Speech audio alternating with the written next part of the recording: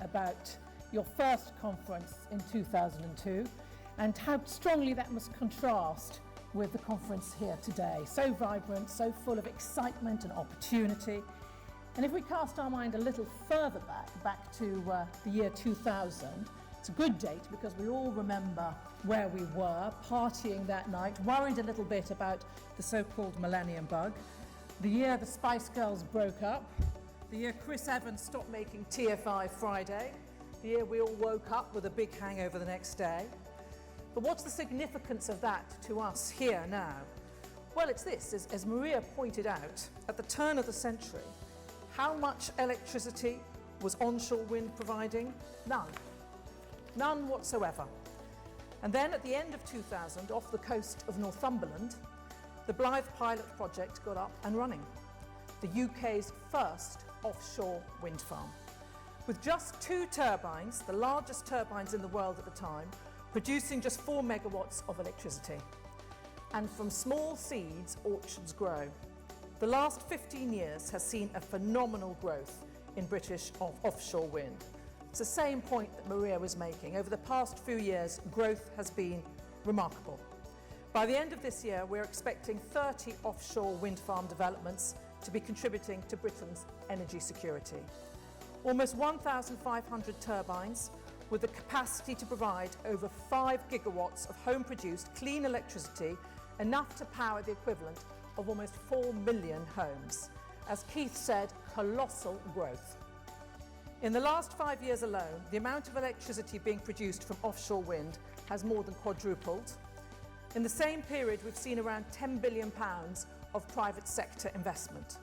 And the industry now supports 14,000 jobs. So you represent one of the 21st century industrial success stories. We are the world leaders, pioneers, innovators, the best business minds working with the best engineers within one of the world's strongest policy and financial frameworks. And working together, we now have the most operational offshore wind here in UK waters than anywhere else in the world. And that is where 21st century Britain industrial policy should be, leading the world. As our friends over at the Department of Business would say, Britain is great. So today I want to talk about how we build on that success.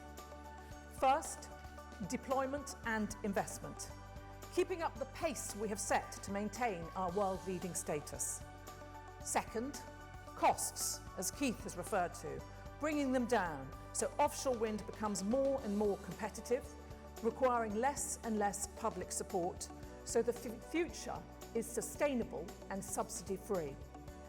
And third, economic benefit, making sure that this success delivers economic benefits throughout the UK, into local host communities, through the supply chain to the wider country. But first, let me remind you why we are all doing this.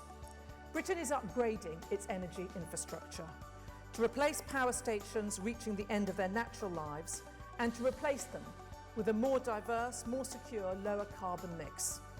The aim is to keep the lights on and decarbonise on the most cost-effective trajectory possible, supporting a diverse mix of low-carbon energy.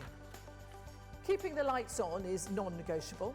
Our modern technological society cannot function without power, and a diverse mix provides the most resilient system.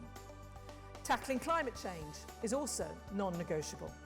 The very things that make the British Isles the right place to exploit offshore renewables make us vulnerable to climate change too.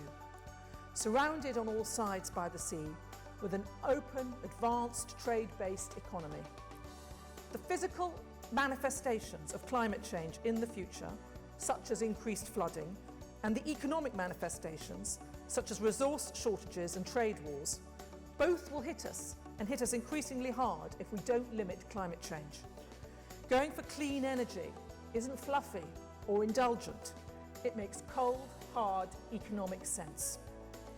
And it makes cold, hard business sense. Clean energy is a boom market, bringing jobs and investment and growth. But it won't make economic sense if we break the bank doing it, or if we lose the public support. That's why it's imperative we control the costs of decarbonisation and limit the impact on people's bills.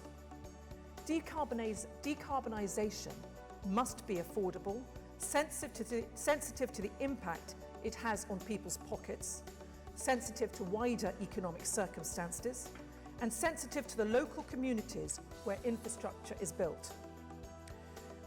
We have a long-term plan underpinned by carbon budgets to meet our responsibilities. It's all set out in the Climate Change Act, and this government is committed to helping see it through. We have a plan for electricity market reform set under the last government that would help the cost-effective decarbonisation of the power sector, attracting the private sector investment we need. This is of course underpinned by the levy control framework that trebled the support available for low carbon technology. That pot is supporting a mixture of low carbon technologies because both decarbonisation and energy security is best secured through a diverse energy mix, not over-reliance on one technology or another. And the EMR delivery plan sets out what we expect that mix to include by 2020 to meet our objective of generating 30% of electricity from renewables.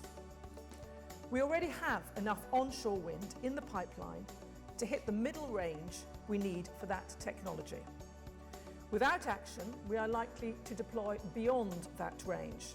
We could end up with more onshore wind projects than we can afford, which would lead to either higher bills for consumers or other renewable technologies, such as offshore wind, losing out on support. We need to continue investing in less mature technologies so that they realise their promise, just as onshore wind has done.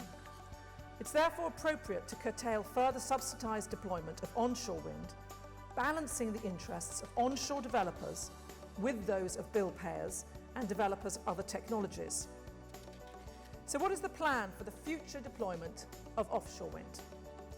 The EMR delivery plan set out a range of 8 to 15 gigawatts, reflecting technology and cost uncertainties at the time of publication. We expect to see around 10 gigawatts by 2020, much more than any country in the world.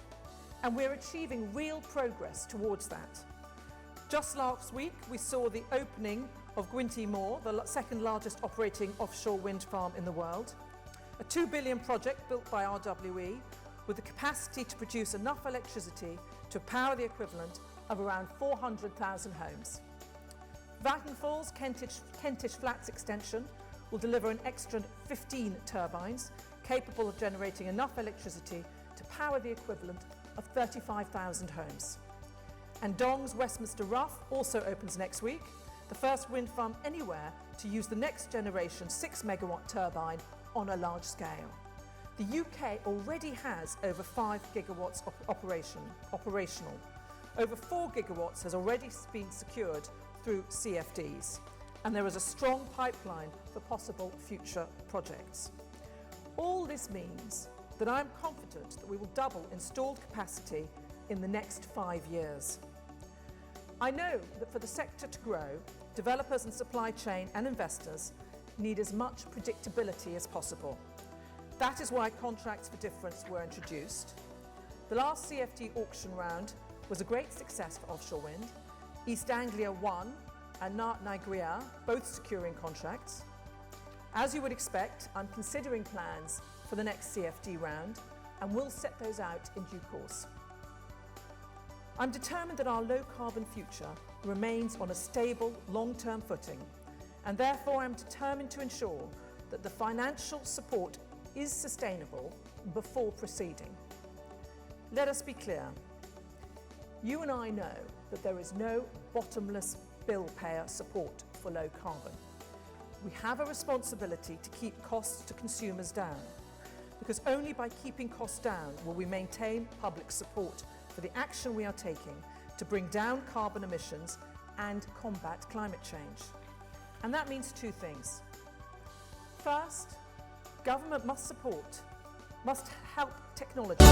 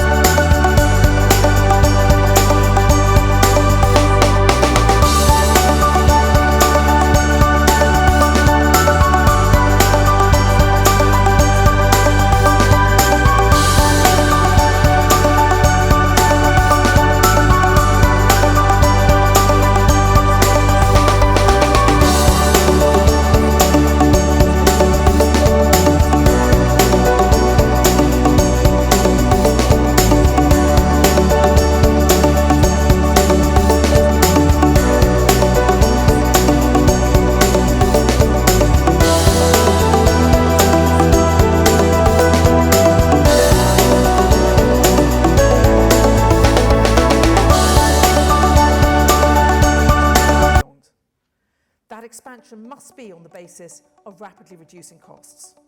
And I'm very pleased that the industry has been straining every sinew to meet this challenge. The cost reduction monitoring framework shows that costs have already fallen by over 10% since 2011 and more quickly than expected. Reaching £100 per megawatt hour is definitely achievable in the near future.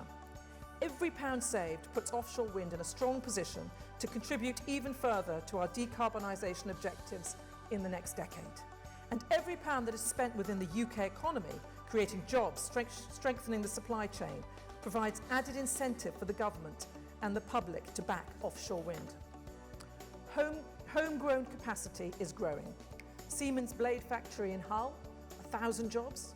Mitsubishi Vestas offshore wind blade factory on the Isle of Wight, 200 jobs. Offshore structure, Britain's foundations factory in Teesside, up to 350 jobs. These are real and positive signs of an industry maturing and delivering real benefits to UK communities, regenerating, rejuvenating, reskilling. Just after I finish my speech, I understand that Dong Energy will be signing an agreement with JDR Cable Systems for inter-array cable supply. I am not the first Secretary of State to celebrate in JDR winning a contract, but I am delighted they continue to be a successful example of the quality and cost which UK-based companies can deliver. And we want to see this development of the UK manufacturing base continue.